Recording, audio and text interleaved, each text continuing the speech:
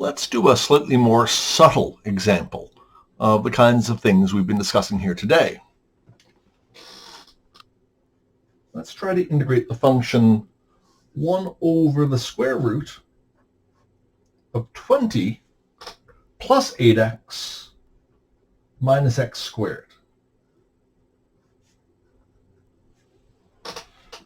So again, it's a trinomial expression there in the square root.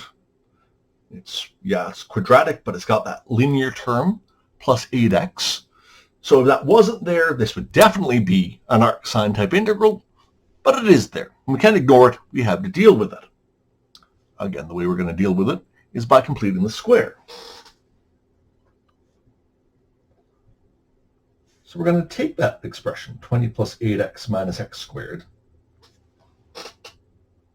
And the first thing we have to do is recognize that the coefficient of x squared in this case is not 1, it's negative 1. That's easy to overlook because that subtraction seems pretty innocuous, but it is there. And so just like in the last example where we had to start by factoring out the coefficient in that case, which was a 4, we also need to factor out the negative 1 in order to complete the square in this case. I'll also take the opportunity as I do that to reorder this in order from highest power of x to lowest power. So when I pull out the negative 1, then this just becomes x squared. The plus 8x becomes a minus 8x, and the plus 20 becomes a minus 20. All right, so just like in the previous example, now I'm basically going to ignore that negative for a couple of steps. I'm really just going to focus on everything that's inside the square brackets, and everything that I do will happen inside those square brackets.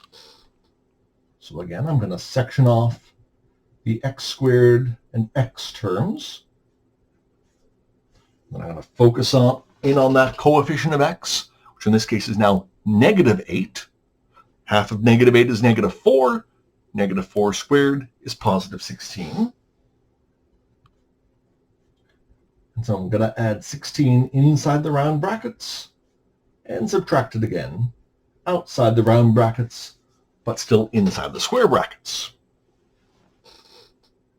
Which means for this expression in round brackets, x squared minus 8x plus 16, that will become x plus half the coefficient of x, so half of negative 8 is negative 4, so we'll get x minus 4 all squared. And then minus 20 minus 16 is a minus 36. And now that I've finished completing the square, now I'll multiply that negative 1 back in. And so I can't multiply it into the square because I can't write negative 1 as a perfect square.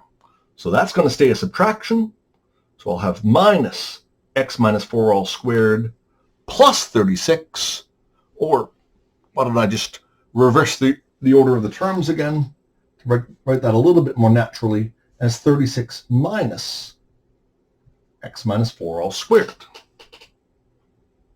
Okay, well, now the integral that we started with, we're not going to have that anymore. So instead of the integral of 1 over the square root of 20 plus 8x minus x squared, I can rewrite that as the integral of 1 over the square root of this expression, 36 minus x minus 4 all squared. Which again, like our other examples where we completed the square, now looks a lot more like one of our familiar inverse trigonometric integrals, in this case, an arcsine integral. It looks like an arcsine integral where k squared is 36, so k is 6 then. But once again, we don't just have x squared here, we've got x minus 4 squared, which means we'll need to do a u substitution, or we can recognize that the pattern for linear composition applies. But I find with these inverse trigonometric type integrals, these are sufficiently complicated that it's worth formally doing the u substitution. If you don't find you need to do the u substitution, though, You certainly don't have to. But if we do it out formally, we'll see that u in this case is x minus 4, which just means that du is equal to dx. Nothing complicated there. And so then we'll have the integral of 1 over the square root of 36 minus u squared, and dx and du are the same in this case. So now that is exactly an arcsine type integral. And that's the thing, with all of these integration rules, we have to make sure that what we're working with is in exactly the right form. Just kind of close doesn't cut it. So there's no guarantee then that the result of the integration is going to be anything like our common result. Just throwing in an extra constant term or an extra factor of the variable or anything like that can completely transform how these integrals proceed. So we have to make sure that these things match up perfectly before we actually do the integration. But in this case, now that is in the right form for arcsine. Remember, arcsine integrals are the one case of these three inverse trig integrals where we don't have a 1 over k out in front as a coefficient. So this is simply the arcsine of u over k. So in this case, that's u over 6 plus c. And then, as always, we'll plug back in for u. So we'll get the arcsine of x minus 4 over 6 plus c.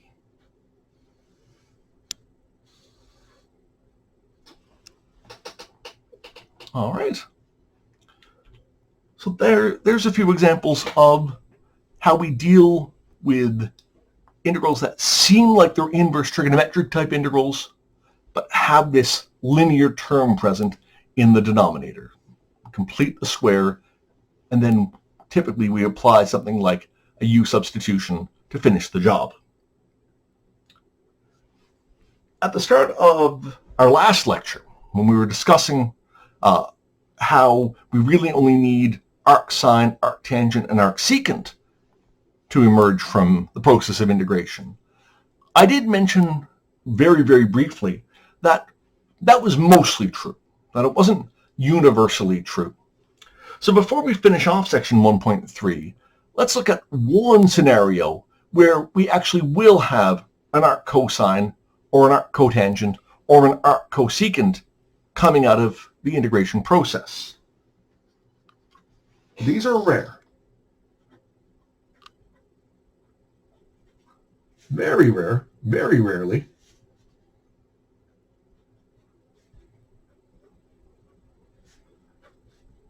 The process of integration will naturally lead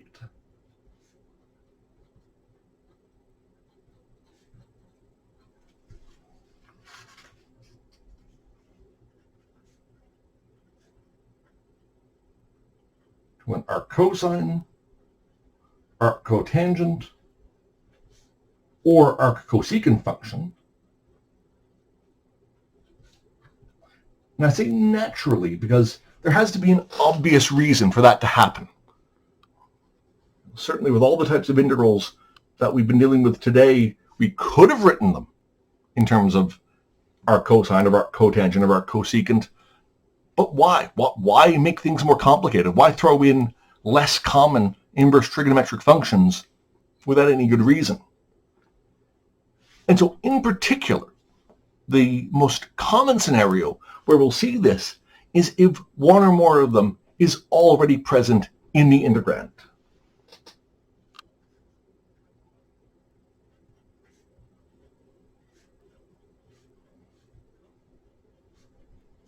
So if we have an integral that already has an arc cosine or an arc cotangent or an arc cosecant inside that function being integrated, then yeah, then it's not unreasonable to expect that that will survive the process of integration. So if one of them are in the integrand, that's kind of the big exception to this usual rule. Let's see an example of that as we finish off this section in the next video.